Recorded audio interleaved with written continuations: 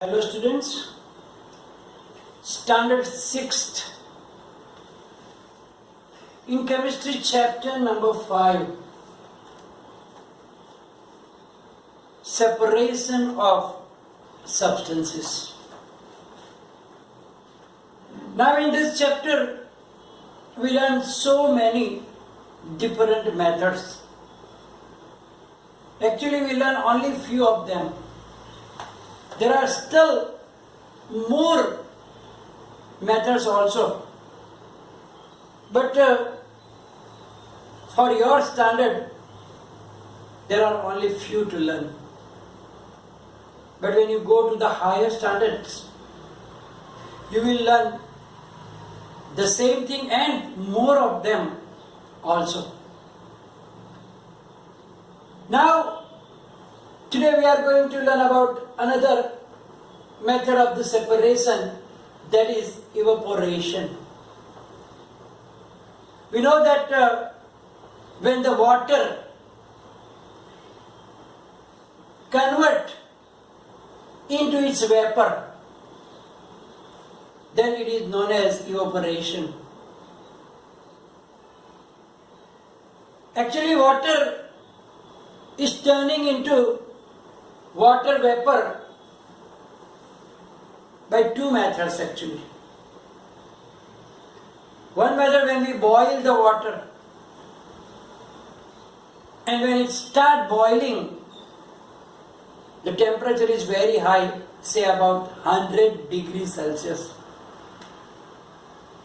Then it turns into vapor. But when the water is around somewhere,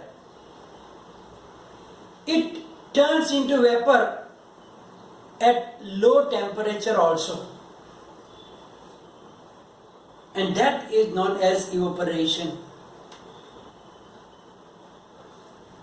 Whenever the water is present around, it evaporates. And the sun, heat of the sun is helping in it to accelerate it.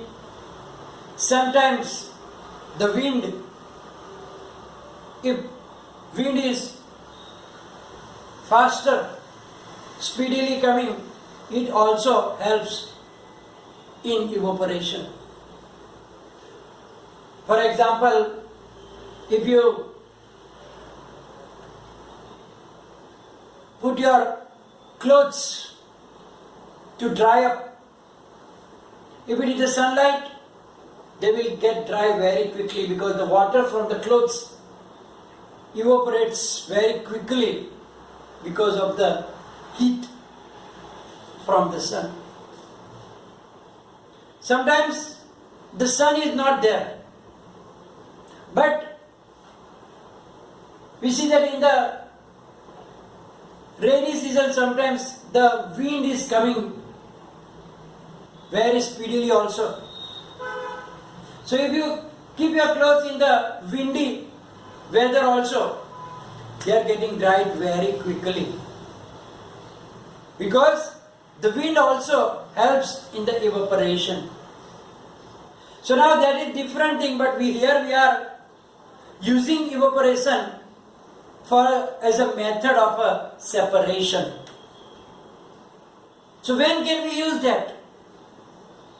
We can separate the water and salt, mixture of water and salt. If salt is dissolved in water, and if you want to separate that salt from the water, then we can use this evaporation method, in which what we have to do, we have to take a beaker and 2 spoons of salt in it with water, and then you will see that you will not see any salt in the beaker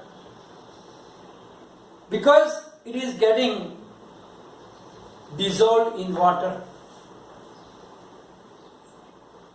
Then we have to put the beaker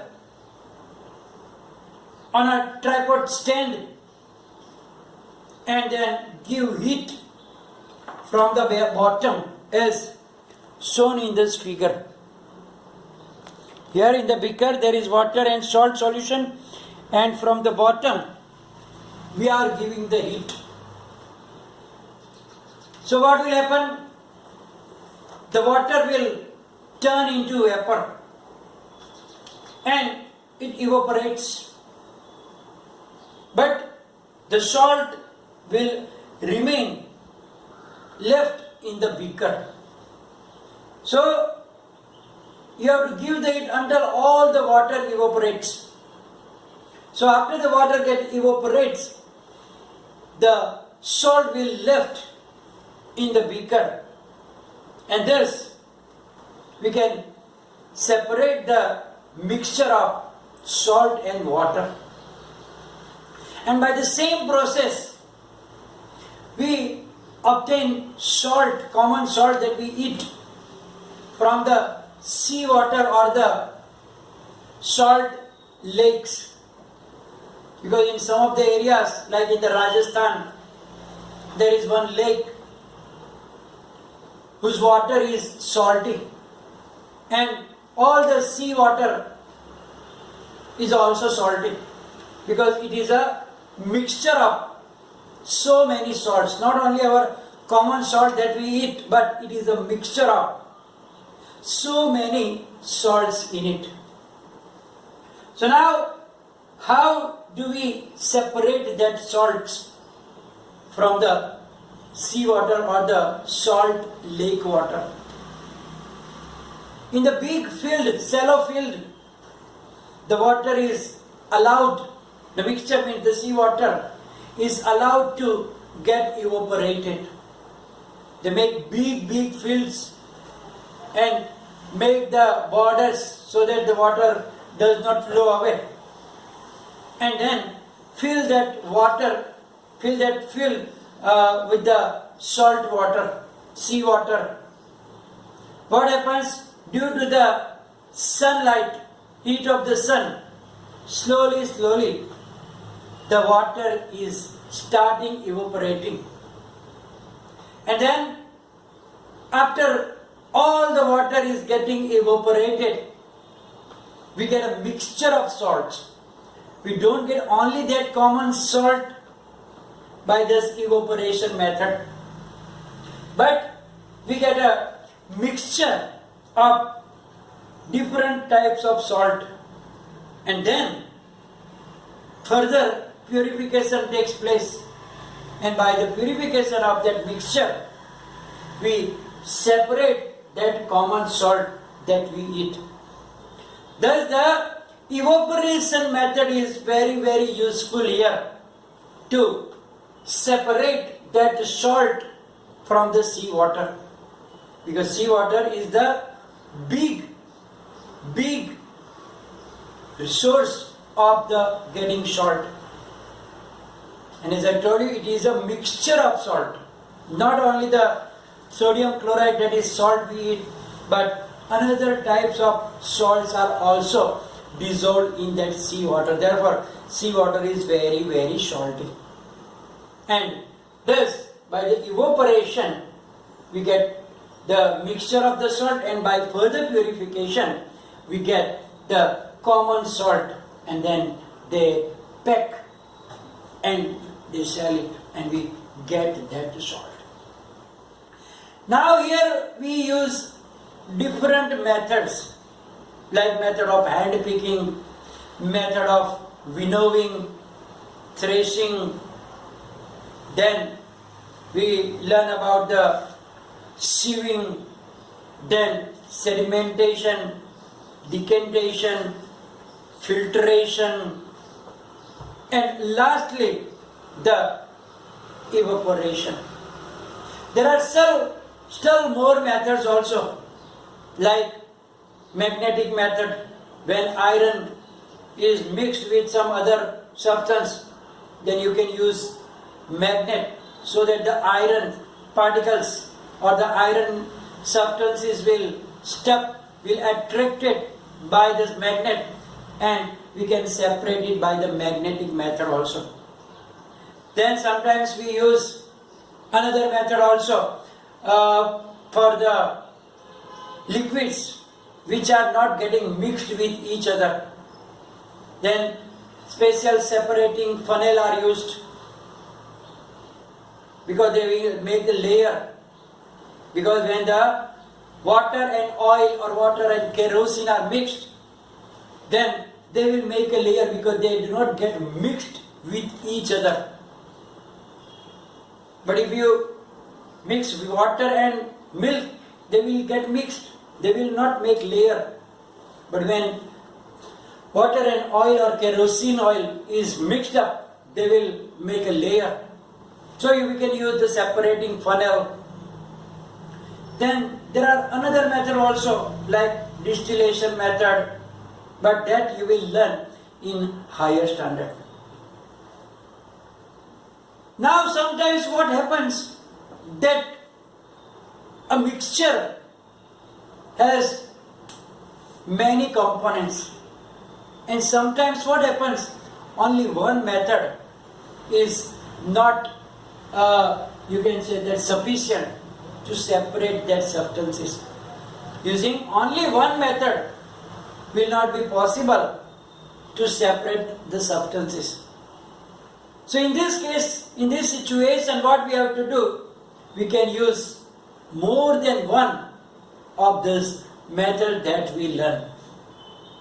Because by using one method, maybe it is possible, but maybe sometimes it is not practical to do so. For example, if you take the mixture of salt and sand, you know the sand particles are also very, very fine particles, and salt is also very fine. So now one of the possible method is there, hand picking. But do you think it is practical to do that from the mixture in which very fine particles and you separate by hand picking? It will not be practical, because they are very, very small particles, and it is quite impossible to do that. Therefore, we cannot use only the hand picking method. Then what we have to do? We have to put the water in it. We will add the water in that mixture of sand and salt, and then stir it. Then what will happen? The salt will dissolve in the water, while the sand cannot dissolve in the water. So after the stirring is finished, it will settle down at the bottom, which is known as sedimentation. So here we use the first sedimentation. Then we will take out that water by decantation and filtration. So sedimentation, decantation, then we have to use the filtration also. Now after filtration also, not all the components are still separated, because there is still in that mixture water and salt both are there. Now I want to separate that salt also. Then we already learned about the evaporation. So then that mixture of salt and water we have to make hot, give heat. Then by the evaporation, the water will run away, and the salt will stay behind in the container. Thus we use more than one method: sedimentation, decantation, filtration, and lastly the evaporation also. So in such a situation, we cannot use only one method. As I told you, it is possible, but not practical, because it is very difficult to separate that salt and sand by hand picking.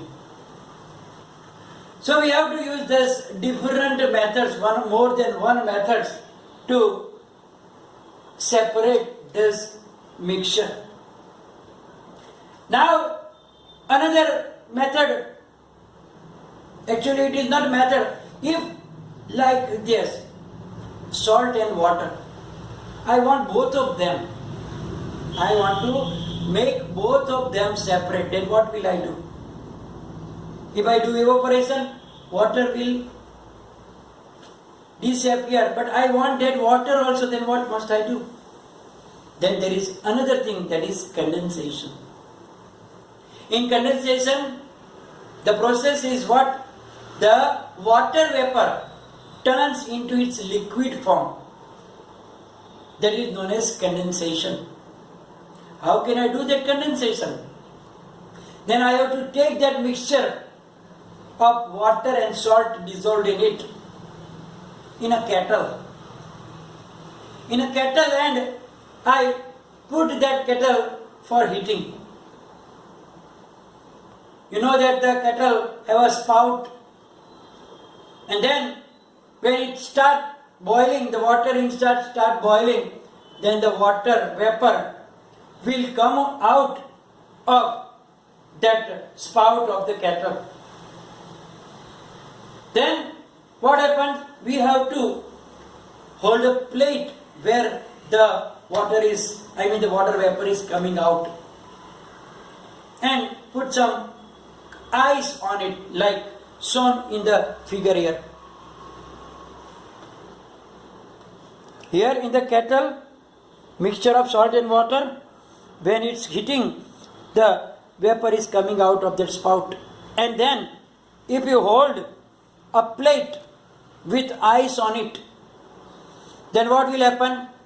Due to the cold ice, the water vapor is getting cooled down, and it turns into the water, and the water droplets will fall down, and if you put that beaker or something there, then you can get the water again also, and in the kettle the salt will left behind.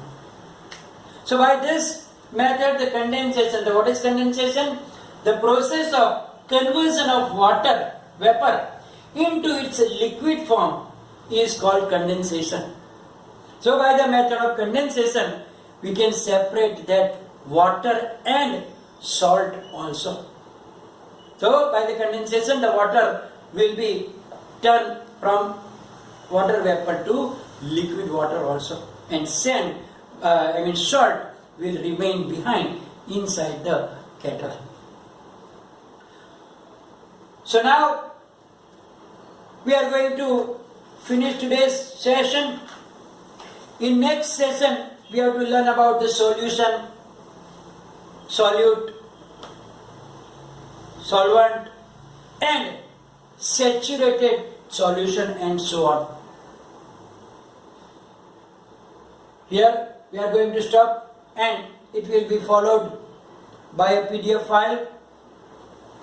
You have to write down that things, and any confusion write down in the comment section.